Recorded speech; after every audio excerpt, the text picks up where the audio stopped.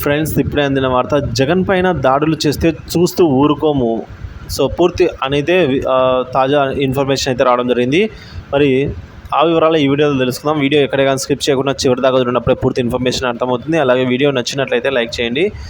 Mangalagiri MLA అయిన మంత్రి నారా లోకేష్ అనుచరులు ఈ నెల 9వ తేదీ నుంచి తనను కిడ్నాప్ చేసి రాత్రంతా చిత్రహింసలకు గురి చేసినట్లు పెదవండ్లపూడికి చెందిన బాధితులు పాలేటి రాజ్ కుమార్ సుప్రీంకోర్టు, హైకోర్టు, జాతీయ మానవ హక్కుల సంఘానికి ఫిర్యాదు చేశారండి.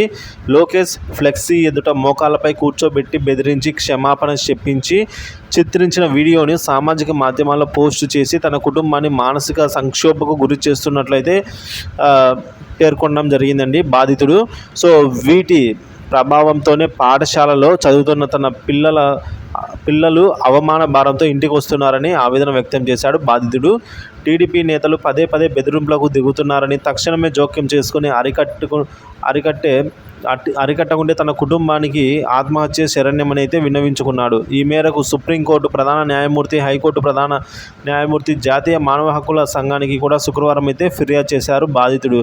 తన ఫిర్యాదుపై చట్ట ప్రకారం పోలీసులతో విచారణ జరిపి వ్యక్తిగత భావ ప్రకటన స్వేచ్ఛ, మానవ హక్కుల పరిరక్షించాలని అయితే బాధితుడు కోరాడు. ఫిర్యాదులో ముఖ్య అంశాలు అయితే ఈ విధంగా ఉన్నాయండి.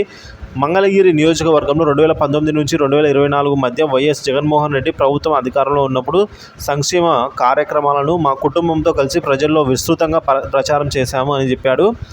ఎన్నికల ఫలితాలు వెల్లడైనప్పటి నుంచి రాష్ట్ర వ్యాప్తంగా టీడీపీ నేతలు, కార్యకర్తలు కక్ష సాధింపు చర్యలకు దిగుతున్నారన్నాడు. వైసీపీ కార్యకర్తలు, నేతలపై దాడులకు పాల్పడుతూ చిత్రహింసలకు గురి చేస్తున్నారని కూడా ఆరోపించారు. ఇక ఆస్తులను ధ్వంసం చేస్తూ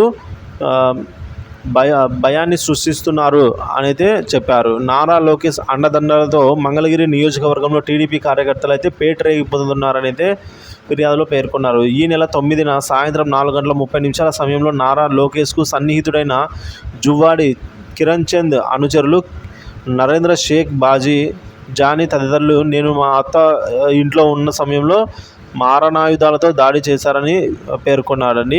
ఫర్నిచర్ ధ్వంసం చేశారు. ఏపీ 39 BG 333 వాహనంలో నన్ను కిడ్నాప్ చేసి గుర్తు తెలియని ప్రాంతానికి తరలించి రాత్రంతా చిత్రహింసలు గురి చేశారన్నాడు.